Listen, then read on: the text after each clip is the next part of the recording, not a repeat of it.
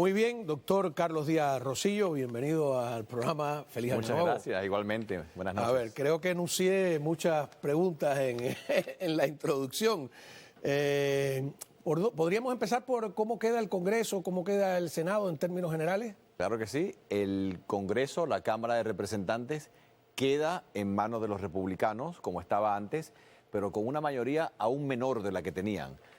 Solamente 2 más de los requeridos, pero hay un par de renuncias, así que si falta uno que otro por enfermedad o porque no puede, la cosa se complica. Los republicanos con el control de la Cámara de Representantes y el Senado sí cambia de manos, de demócratas a republicanos. Hay 53 republicanos y 47 demócratas o independientes que votan con los demócratas. Más el voto del vicepresidente. Eso solamente si hay un empate. Si no hay empate, no participa. No participa. Ahora, ¿fue buena idea nominar al gabinete a algunos congresistas que dejaron un puesto ahí que ahora qué? ¿Qué pasa con eso? Tiene un riesgo porque por unas semanas, un par de meses, esos puestos quedan vacíos. Ahora hay que llamar a elecciones, uno en la Florida, uno en Nueva York, y se va a reelegir o se va a elegir a un congresista nuevo. Ambos vienen de distritos sólidos republicanos, así que ahí no hay peligro. ¿Cuántos hay en ese caso? Hay 2. ¿Y esos no son los 2 que hay de ventaja casualmente? Sí, correcto. ¿Entonces qué pasa? Y en realidad hay uno más, porque Matt Gaetz de la Florida renunció. Ajá. Eso es uno menos que le queda a los republicanos, pero hay un par de demócratas que están enfermos, que llevan meses que no van a votar. Entonces la cosa queda muy, muy apretada, pero sí, queda peligroso que si uno que otro republicano se enferma, ahí puede haber un Porque la empate. regla dice que tienes que votar físicamente. Físicamente. La señora ¿Cuándo la Pelosi, pandemia? Durante la pandemia, la señora Pelosi, presidenta de la Cámara, cambió las reglas y permitió votar por medio de otros congresistas que votaban y podían votar por ti a pesar de que no estabas ahí. O sea, Eso fue una no era que excepción. votaras por internet. No. Esa excepción de que podías votar por otros, le dicen por proxy en inglés, fue solamente una excepción durante la pandemia. Hoy día, los congresistas y los senadores tienen que votar físicamente en el pleno de la Cámara o del Senado. Porque en algunas asambleas legislativas de América Latina, Panamá, por ejemplo, que la conozco muy bien, hay un legislador sustituto, suplente, sí, es la palabra exacta, Así es. que yo no sé si tiene derecho a voto, no recuerdo ese detalle. Sí, puede votar. El suplente puede votar por ti. Por ti, totalmente. En Estados Unidos ese concepto no existe. Ah, qué interesante.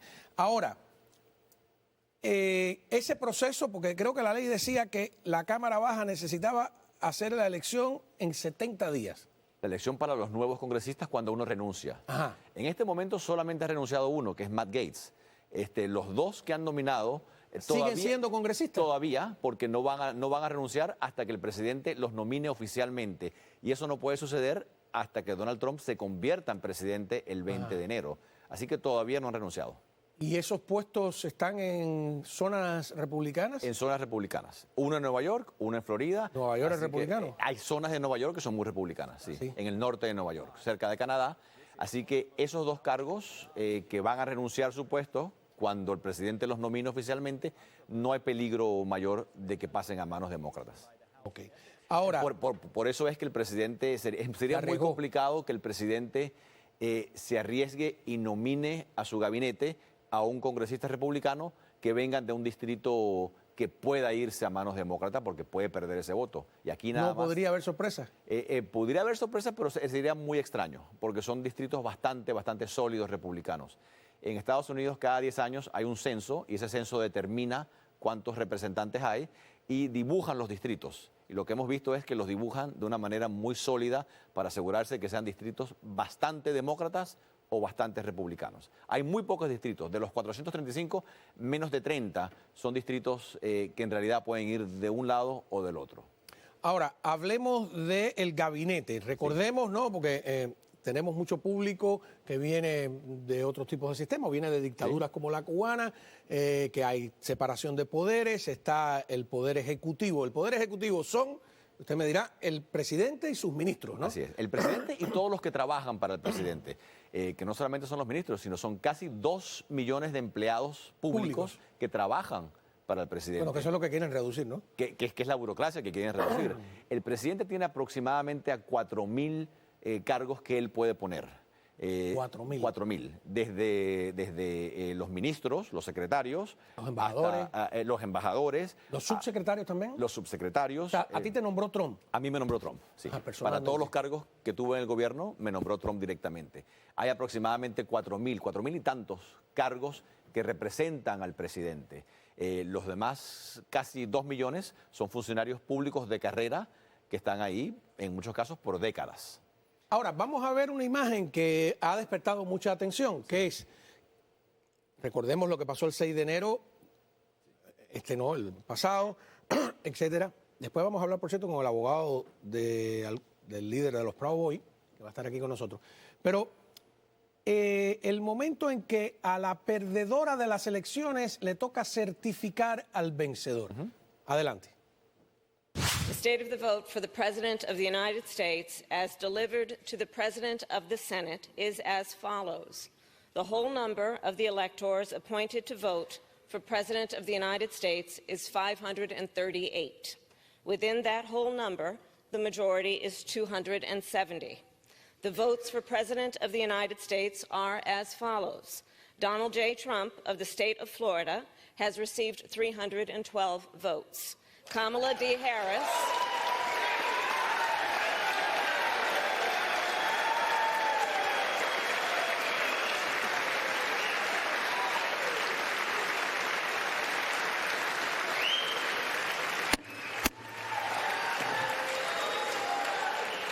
Kamala D. Harris of the state of California has received 226 votes. Situación, ¿no? Qué curioso. Complicado. ¿Se ha dado antes? Se ha dado antes, sí, varias veces. En el 2000, por ejemplo, Al Gore, que era el vicepresidente en funciones, y por lo tanto el presidente del Senado, presidió igualmente sobre el conteo de los votos y declaró que había perdido las elecciones. Eso ha sucedido varias veces ya. Cuando un vicepresidente en funciones se postula presidente y gana o pierde. Y tiene que leer el propio resultado que lo afecta a él, o en este caso ella. Ahora, escuchando a algunos comentaristas de la Radio Demócrata, ellos han destacado que esto ha sido una demostración de civismo por parte del partido, de la propia Kamala Harris, que no tuvo Trump. ¿Cómo responderías eso? Sí, fue un acto de civismo, pero la elección del 2020 fue muy diferente a la del 2024.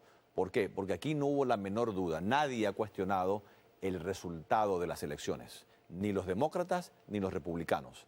En la elección del 2020 hubieron muchos cuestionamientos de parte de republicanos sobre si la elección se manejó de manera justa.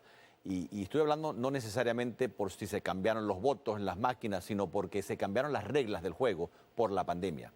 Algunos gobernadores demócratas cambiaron las reglas del juego una vez que comenzó el proceso electoral, y es por eso entonces que hubo tanta controversia sobre el resultado de las elecciones. Y por lo tanto, vimos que muchos republicanos estaban en contra de la certificación del resultado en ese momento, en el cual Mike Pence lee los resultados, y lo que le pedía a Trump era que rechazara a algunos electores en ese momento y que los regresara a los estados para que los estados decidieran si esos eran los electores adecuados. Es decir, comprar tiempo para que todos los procesos judiciales se llevaran a cabo. Es una situación... Sí, aquí sí actuó con mucha elegancia, pero no tenía de otras, ¿no? Nadie cuestionó la transparencia de estos resultados electorales. Donald Trump ganó de manera contundente y nadie puede decir lo contrario. Ok, vamos a una pausa.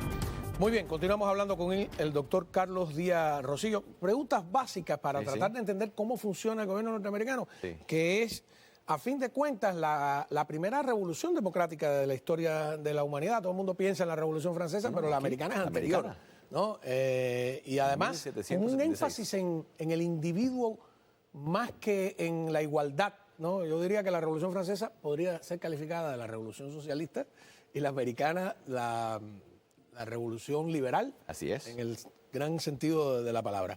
Ahora, yo hablaba del gabinete, ¿no? ¿Qué es el gabinete? ¿O cómo está conformado el gabinete? Porque el gabinete es lo que el presidente quiera que sea el gabinete. No hay ningún decreto constitucional, ninguna ley que diga quién es parte del gabinete. El gabinete es un grupo de asesores designados por el presidente. En Estados Unidos son los secretarios de los 15 departamentos federales, los ministros de los 15 departamentos, que es el secretario de Estado, el secretario del Tesoro, de Defensa, de Comercio, etcétera, esos 15, y quien el presidente designe. Te doy un ejemplo. Usualmente los demócratas hacen que la embajadora de Estados Unidos ante la ONU sea miembro del gabinete. Los republicanos, antes de Trump, ninguno había hecho que esa figura, que ese embajador o embajadora, fuese miembro del gabinete. Trump lo hizo en su primer gobierno. ¿Qué significa que sea miembro del gabinete? Que se reúne... ¿Que además tiene otro ministerio? No, que se reúne en un salón muy lindo que se llama el Salón del Gabinete. Cada cierto tiempo, el presidente decide cada cuánto tiempo. En lo que sería el Consejo de Ministros. Un Consejo de Ministros. Que es parte del Consejo de Ministros. Así es. En el caso de Estados Unidos, usualmente son los 15 ministros más el representante de Comercio Internacional, el embajador ante la ONU, la jefa o el jefe de despacho, 3 o 4 asesores más, que el presidente dice, tú eres miembro del gabinete. El presidente decide quién es el miembro del gabinete. Participas de las reuniones. Y participas en las reuniones que usualmente son una vez al mes. Ese es el ejecutivo, el que ejecuta. Así es. O sea, no dicta leyes. El gabinete... El gabinete implementa las leyes. El poder ejecutivo es el que implementa las leyes. El poder legislativo es el que hace las leyes, redacta las leyes, y el poder judicial es el que interpreta las leyes. Ajá. Ahora, pero el presidente tiene a veces la capacidad extraordinaria de por decretos escribir leyes. ¿Cuál es el límite de eso? Claro, el presidente en realidad sí tiene ciertos poderes legislativos. Por ejemplo, un proyecto de ley no se convierte en ley sin que el presidente no lo firme, a menos que lo vete y puedan sobrepasar ese veto. Pero el presidente aquí no puede someter un proyecto... Disculpe ahí el Congreso o el Senado, el Legislativo, escribe una ley, se la manda al presidente, el presidente no le gusta, tiene derecho a veto. A vetarlo, pero tiene que vetar la ley entera, no puede vetar como el gobernador de la Florida, por ejemplo, que puede vetar una línea, una parte de la ley, o la veta toda o la firma. Por eso ponen en una ley otros temas, los cuelan para... Es exactamente por eso, son unas leyes enormes en donde el tema quizás sea defensa, pero cuelan otros temas porque saben que el presidente no puede eliminarlo.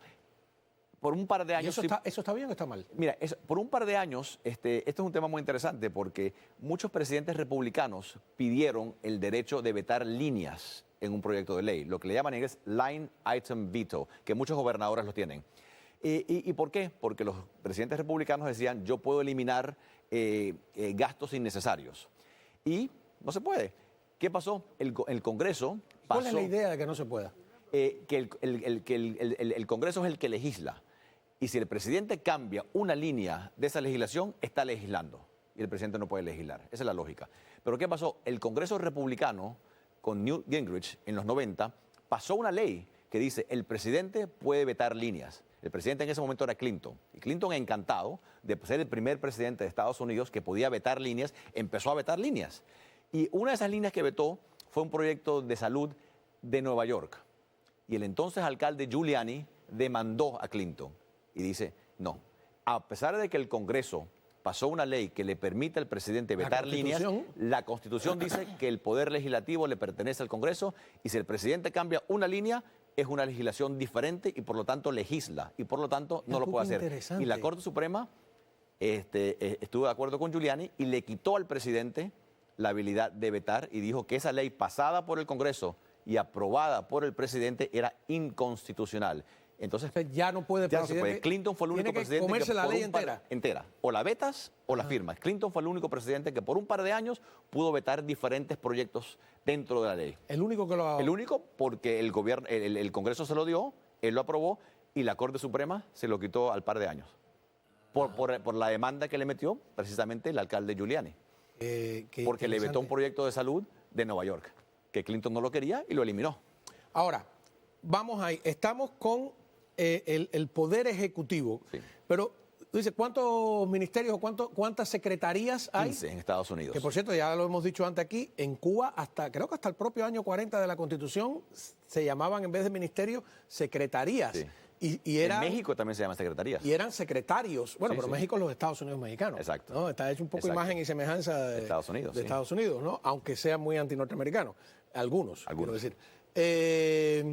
Y entonces, bueno, de hecho, había el secretario de Estado, que canciller también se usa en América El Latina. canciller solamente en la América Latina es el como ministro de Relaciones ministro de Exteriores. Relaciones Exteriores. Ajá, que es el secretario de Estado aquí. Que en Estados Unidos es el secretario de En Estado. Cuba lo era también porque recuerdo algunos secretarios de Estado cubanos, sí, Oreste Ferrara, por ejemplo, que fue embajador también aquí en los Estados Unidos, era secretario de Estado durante el gobierno de Machado. El término de canciller para definir al Alemania es secretario... otra cosa. Sí, pero solamente se usa en Latinoamérica para ese cargo, ni siquiera en España. En España no hay canciller, es el ministro de Relaciones Exteriores. El ministro de Exteriores. Exacto, Ni siquiera exacto, no es canciller. Es un término muy latinoamericano. Ajá. Pero cuando usted, doctor, me dice que hay ¿cuántos ministerios? ¿Cuántas? 15. 15. Mira, Y estamos hablando de burocracia. Eso es un chiste al lado de muchos de nuestros países. Nuestros países tienen 32 ministerios, Ministerio de todo. 15 subministerios. En Venezuela hay un ministerio de la felicidad. Bueno, O sea, ¿te hay puedes imaginar gobiernos eso? como el gobierno de Milei, que ahora está empezando a cortar ministerios y a Por eso él reducir la tenía burocracia y tener pocos ministerios. ¿Cómo se llama la motosierra para cortar? Para acordar, claro, y sobre todo la burocracia y las regulaciones. Mira, para entender el poder ejecutivo podemos definirlo como el poder que implementa las leyes, como te dije. Hay tres tipos de entidades dentro del poder ejecutivo. Lo que le llaman la oficina ejecutiva del presidente, que incluye la Casa Blanca, la Oficina del Presupuesto, el Consejo de Seguridad Nacional, entidades que están muy cerca del presidente, que el presidente designa a quien lo dirige, cada una de esas entidades, sin aprobación del Senado. Número uno, la oficina ejecutiva del presidente. Número dos, los departamentos federales, las secretarías, los ministerios, están un poquito más alejados del presidente. El presidente pone a la gente que está a cargo, pero tiene una burocracia enorme. Y número tres, las agencias independientes. Las agencias federales que responden. ¿La CIA, por ejemplo? La CIA, por ejemplo. ¿FBI? No, el FBI es parte del Departamento de Justicia, del Ministerio de Justicia. El FBI es parte de un ministerio. La CIA no, la CIA es independiente. TSA, no, TSA está parte de Homeland Security. Hay aproximadamente un par de docenas, más de 2 o 3 docenas de entidades independientes que son parte del poder ejecutivo, pero que no son parte de ningún ministerio ni parte de la oficina del presidente, como la CIA. La CIA es un gran ejemplo. Qué interesante. Ahora, el nombramiento de esos ministros o secretarios y también de los embajadores, Sí. que yo creo que esta vez ha ido más rápido que el anterior. Mucho más rápido. Los embajadores es muy interesante porque es el único cargo ejecutivo en la Constitución, el único que está nombrado y que responde al presidente directamente. A pesar de que son partes del Departamento de Estado y técnicamente el jefe de ellos es el secretario de Estado, es el único cargo mencionado directamente en la Constitución que el presidente nomina directamente. En la Constitución no se menciona al secretario de Transporte, porque no existía, ni al secretario de Agricultura. ¿Hay Pero sí se ministerios menciona. o secretarías de más aquí? ¿Se eliminaría alguna? Mira, Trump ha dicho que hay ciertas secretarías, ciertos ministerios que él eliminaría. El primero de ellos es el ministerio o la Secretaría de Educación. Él dice que la educación, obviamente, es un tema muy importante, pero es un tema que le pertenece a los estados y a las comunidades. Y que el gobierno federal no tiene por qué meterse en el tema de la educación. La educación en la Florida tiene que ser diferente a la educación en California. Y que tener un ministerio, una burocracia federal que imponga una ley educativa nacional a un país tan diverso y tan amplio como Estados Unidos no tiene sentido. Él ha propuesto eliminar el departamento o la secretaría o el ministerio de educación, por ejemplo. Sí, porque en la Florida es departamento, no es el de educación. Exacto. Ahora, eso en nuestras mentalidades estatistas latinoamericanas, no estoy denigrando nada, es un asunto, política comparada se llama esa asignatura, ¿verdad? Es inconcebible, ¿no? Los ministerios de educación son sagrados en nuestros países y se vuelven unas burocracias enormes. Porque la educación depende mucho del gobierno nacional. Claro, Aquí no. de la política nacional y además los maestros en una fuerza sindical que a veces quita y pone presidentes. Así es. Vamos a una pausa y cuando regresemos, ¿hay Ministerio de Cultura o Secretaría de Cultura aquí en los Estados Unidos? Y si no la hay, ¿por qué? Sí. Vamos a seguir hablando con el doctor Carlos Díaz Rosillo. Muy bien, aquí aprendiendo con el doctor Carlos Díaz Rosillo. Es un privilegio, ¿no? Es una clase gratuita de política por alguien que ha sido jefe de cátedra en la Universidad de Harvard, no en cualquier universidad. Me hago una pregunta, doctor, con la que nos fuimos, ¿no? ¿Hay Ministerio de Cultura en los Estados Unidos, tal como se concibe en...? Una pregunta muy interesante. No, no hay Ministerio de Cultura, como otros países, no hay Ministerio de Turismo, hay muchos ministerios que no existen. Sin embargo, hay agencias federales que cumplen con las responsabilidades equivalentes a un Ministerio de Cultura. Hablamos de las agencias independientes.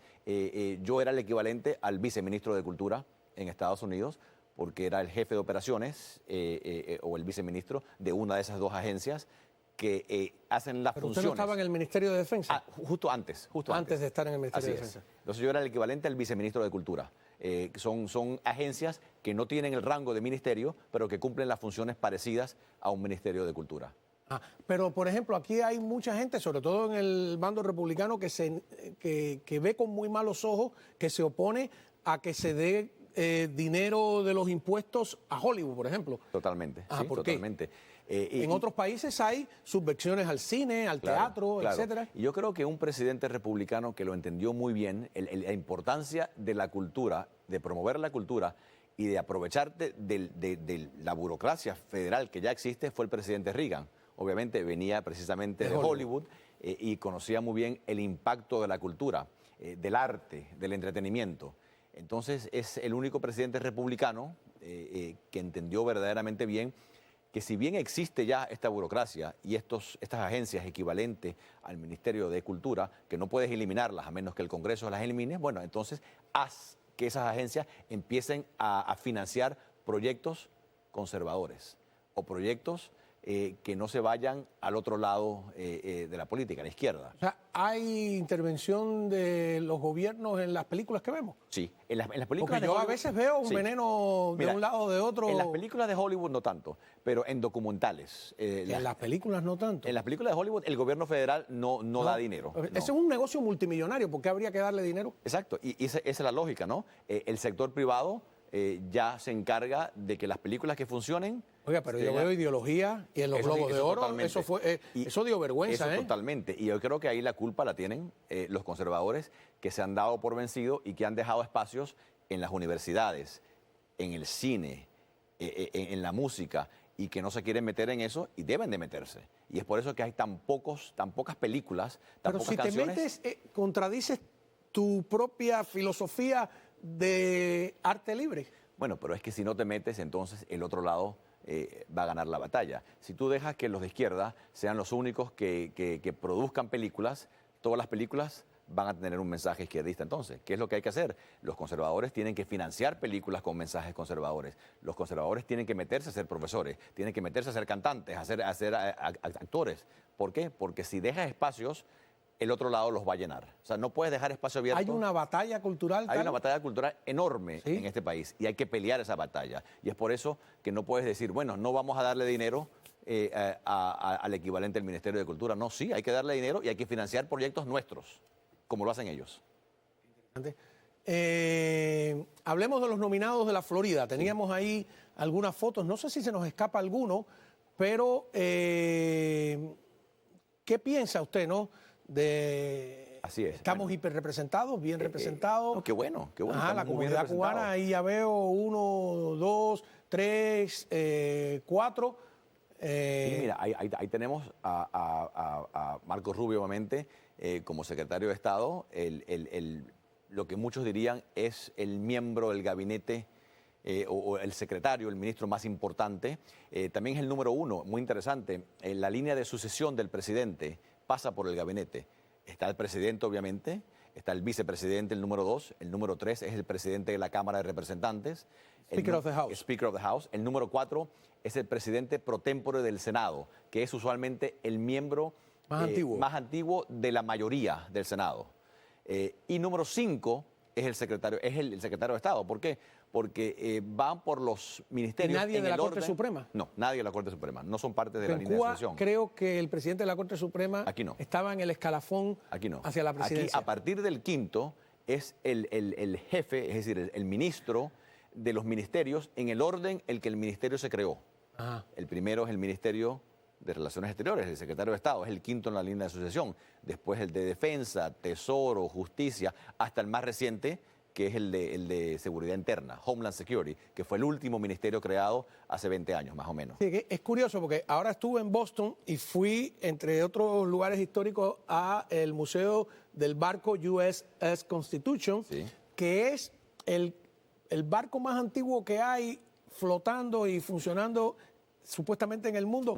Y que es parte de un decreto de George Washington para crear las fuerzas navales de los Estados Unidos. Eran como 6 barcos, este es el único que ha sobrevivido. Una historia impresionante, ¿no? La naviera es la única de las ramas militares nombrada en la Constitución. Claro. No se menciona ni la Fuerza Aérea ni la Armada, se menciona solamente la naviera. Es la única que está en la Porque había Constitución. que proteger los barcos de los piratas que estaban, los barcos mercantes. Así es. Y ahí hubo un problema en Trípoli tremendo. El Departamento de Defensa o el Departamento de Estado no está mencionado en la Constitución. La Constitución dice que el presidente puede nombrar a funcionarios públicos, pero no dice a quién. La Fuerza Aérea no podía estar porque No había aviones. Pero la Armada ni siquiera está mencionada. La naviera sí está mencionada. Sin embargo, sí están nombradas las milicias. Las milicias sí, las ¿Por milicias qué? estatales. ¿Por qué? Porque la O idea las milicias privadas. Así es, porque la idea era que los ciudadanos, y es por eso que se puede tener armas en Estados Unidos, la protege la segunda enmienda, porque la idea era que si el gobierno actúa de manera incorrecta, como los revolucionarios pensaban que el gobierno de Inglaterra actuó, los ciudadanos tenían el derecho de armarse y formar milicias para defenderse del gobierno. Me pregunta el periodista José Antonio Évora si la Armada y la naviera no es lo mismo. No, la Armada, lo que le llaman Es el ejército completo. El Army es el ejército de tierra. La naviera de mar, Navy. la Fuerza Aérea de aire, y ahora tenemos a los Marines que complementan a la naviera, y tenemos también... Los Marines son una parte de las fuerzas navales. No es las fuerzas navales. Correcto. Y tenemos también... Yo he visto Marine como infantería también. También tienen grupos especiales, y también tenemos a la Guardia Costera, que no es ni siquiera parte, es parte de las Fuerzas Armadas, pero no es parte del Departamento de Defensa. Eso se cambió y ahora es parte del Departamento de Homeland Security, de Seguridad Interna. ¿Y no es parte de la naviera? No es parte de la ¿Del naviera. Navy? No, es parte ni siquiera del Pentágono, del Departamento ¿no? de Defensa. Es parte del Departamento de Seguridad Interna. Y ahora tenemos una sexta rama que la creó Trump precisamente, que es la Fuerza Espacial, que es para proteger el espacio. Ajá.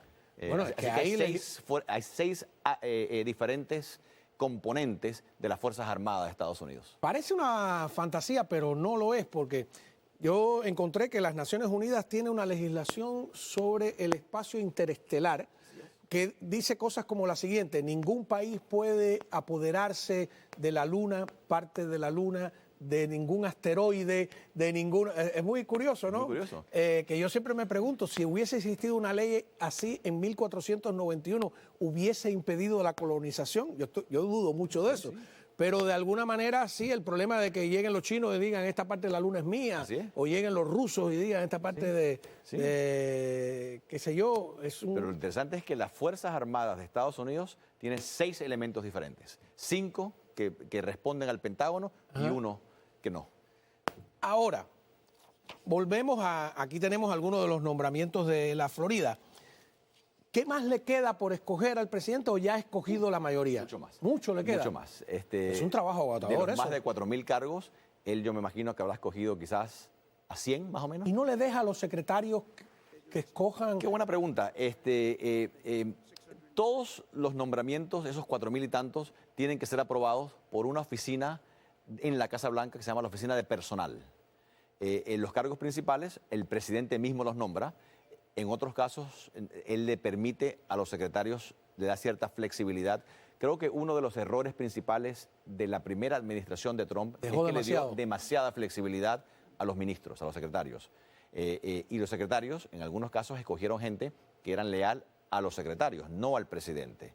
El secretario de Defensa El primero, el general Mattis, un general muy reconocido, escogió a muchos demócratas para los cargos principales, gente que no respondía a la línea del presidente. Así que en esta administración yo creo que el presidente va a ser un poquito más cuidadoso de asegurarse de que la gente que él escoja sea la gente de él, que responda a su línea ideológica, que es como debe ser. El presidente es él.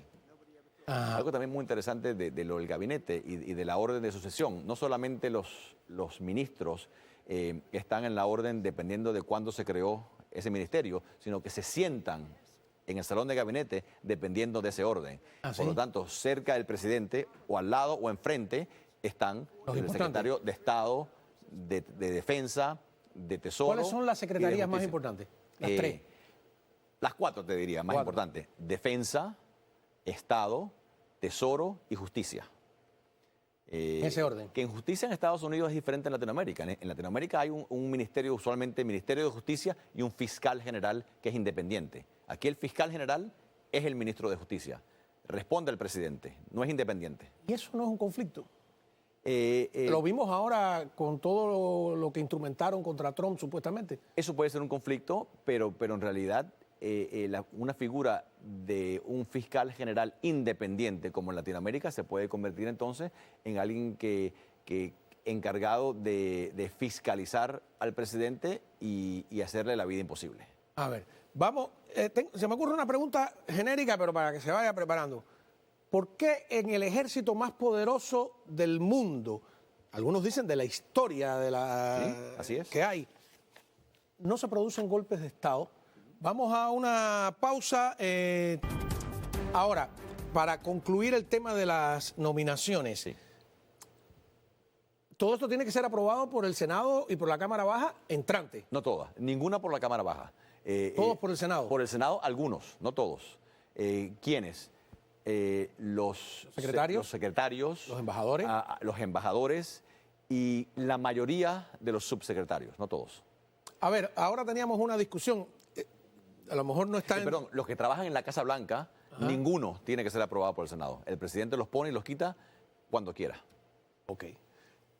Una discusión, a lo mejor no tienes la información para responderla, pero ahora mismo está aquí el jefe de la misión diplomática de los Estados Unidos en La Cuba, Habana, nombrado en noviembre, Sí. ¿no? Por Biden. Entonces, hay una discusión de si él está reuniéndose con factores, yo le llamo del exilio, con exiliados, creo que fue a Radio TV Martí, etcétera. ¿Puede él venir a nombre de la administración entrante? No. ¿No? No, porque no hay administración entrante todavía. O sea, es una gestión de la administración Biden, entonces. Total y absolutamente. Aquí la administración Trump comienza el 20 de enero a las 12 del día. ¿Y no puede ser él un enviado de la transición? Pudiera ser, no lo dudo, pero pudiera ser.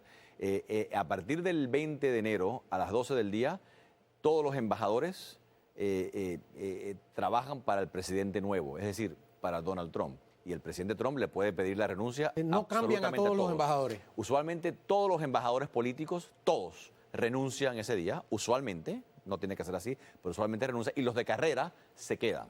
Ahora, el presidente, Este es de carrera. Ahora, este es de carrera. Ahora, el presidente le puede pedir la renuncia a cualquiera. Le puede pedir la renuncia absolutamente a todos, o solamente a los políticos, o a ninguno. ¿Podría él estar haciendo una gestión personal para intentar quedarse? Pudiera ser. Pero eso tiene que estar aprobado por el Departamento de Estado. Pudiera ser. Ah, no, claro. Un embajador no puede hacer nada de eso sin la aprobación del O Departamento sea, que hay de gente en el Estado. Departamento de Estado que quiere que se quede. Si ese es el caso, Digo yo, tiene que eso tener yo especulando, ¿no? Así es. Yo sé, Miguel Cosillo no está nada de acuerdo con lo que yo estoy diciendo, debe estar ahora diciendo, no digas esas cosas, Cao. Pero a partir del 20 de enero, todos los embajadores trabajan para Donald Trump. Vamos a tener dentro de unos minutos a alguien que estuvo hoy reunido con el embajador en La Habana, ¿no? Y algo muy interesante, que es por tradición, no por ley, aproximadamente 1/3 de los embajadores americanos son funcionarios políticos y 2/3 son de carrera. ¿Cuánto, qué por ciento? 1/3 políticos, como los que ha nombrado Es la hasta ahora el minoría, presidente, y 2/3 de carrera. Ahora, eso puede cambiar. El presidente puede cambiar esa tradición y poner a más políticos, gente de él, porque los de carrera tienen la ventaja de que conocen muy bien el tema de la diplomacia, pero la desventaja de que no son cercanos Tienen al presidente. otras fidelidades. Claro, no son de cercanos al presidente. Y para que un embajador sea, desde mi punto de vista... ¿Debería sea cambiarse el efectivo, embajador de Cuba? Mira, No lo sé porque no lo Estoy conozco. metiendo en... No, digo lo yo, conozco. pero Acaba de bajo llegar. la... Bueno, no es embajador, no tiene el rango de embajador. No lo tiene. Pero, no tiene rango de embajador, pero acaba de llegar y no lo conozco. Yo te lo diría directamente si lo conociera, no lo conozco. fuera presidente, en un caso tan sensible Si yo fuera como presidente, Cuba, o sí. secretario de Estado, ¿tiene Marco Rubio alguna Sí, claro. ascendencia para decir, oye, este embajador, no es, yo quiero a este? Claro. Ahora, eso los nombra, es el único cargo, como dije, Que lo nombra el presidente. En la Constitución dice que lo nombra el presidente. El secretario de Estado lo nombra el presidente, pero no porque lo dice la Constitución como tal. Ahora, el presidente y el secretario de Estado usualmente conversan eso y se ponen de acuerdo. Pero si no se ponen de acuerdo, el presidente es el que designa quién son los embajadores. Claro. Ahora, si yo fuera presidente, yo le pediría la renuncia absolutamente a todos los embajadores y nombraría de vuelta a aquellos que me demuestren que van a funcionar para el país. No solamente porque sean de carrera y porque sean conocedores del país, necesariamente No, este no deben de conoce estar el país, ahí. acaba de llegar, dice que está aprendiendo de Cuba. Exacto. Así ¿No? que yo le pediría la renuncia absolutamente a todos y renombraría a uno que otro, pero no a Yo todos. hoy publiqué un artículo que está en el Diario de las Américas. Entre las cosas que recomiendo es pues reclamar la equidad o la reciprocidad, que es como Claro, se llama. que no existe ahora. El hecho de que la embajada norteamericana en Cuba esté obligada a contratar sus empleados cubanos a través de una agencia que controla el Consejo de Estado, que en realidad la controla el Servicio de Inteligencia. Claro, y aquí no. No, y aquí no. Y además que se muevan aquí libremente, se pasan el día en el Congreso cabildeando, se reunidos pasan- con senadores. Y hacen allá lo no que le da pueden. la gana. Allá no está pueden. prohibido. Está Allá el restringido. funcionario que se reúna con un diplomático norteamericano sin previo permiso, Así es. etcétera, etcétera, está expulsado o Así acusado de es, traición así incluso. es. Y aquí- Entonces, esa falta de equidad, De de reciprocidad. reciprocidad no puede permitirse. Así es, No puede- totalmente de ¿Y acuerdo. sabes qué haría también? Ya para nombraría un embajador cubano-americano en La Habana, porque Cuba tiene como norma Sí. que no admite diplomáticos nacidos en Cuba. Entonces, o relacionados o hijos de cubanos o qué sé yo, depende. Hasta ahora yo no tengo ningún testimonio de que lo haya hecho alguna vez. Si ellos quieren declararlo persona non grata, Claro. serán ellos los que Que ellos empiecen la tiren la bronca, primera ¿no? piedra, claro. Ajá. Sí. Digo yo, ¿no? Si vamos Sería a jugar muy al duro, hay que interesante. jugar al duro. No veo por qué hay que estar pasando Claro. la mano en este caso. Bueno, pero acuérdate que esto de tener embajador cubano y embajador americano en Cuba y embajador cubano en Estados Unidos es muy reciente. Claro. Sí, Aunque no tenga la categoría había jefe de la oficial, misión, ¿no? pero no había embajador hasta hace poco. Sí, claro, hasta Obama. Vamos a... Me dice...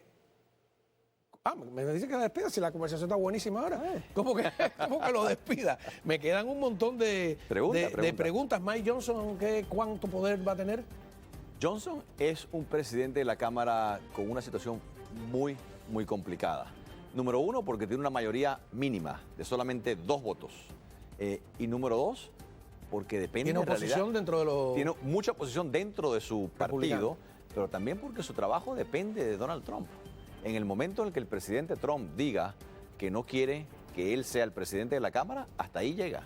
Entonces él tiene que satisfacer a diferentes bancadas dentro del Partido Republicano en el Congreso y satisfacer al presidente Trump. Tiene un Que no es trabajo fácil. muy, muy complicado. Y los republicanos, hay republicanos de extrema derecha, republicanos de centro, republicanos de muchos tipos. Así que tiene un trabajo muy, muy complicado. Muchísimas gracias, doctor. Le invito aquí, se nos quedaron para la segunda clase. Cuando Claro que sí. Y de nuevo, feliz año nuevo. Cuando regresemos...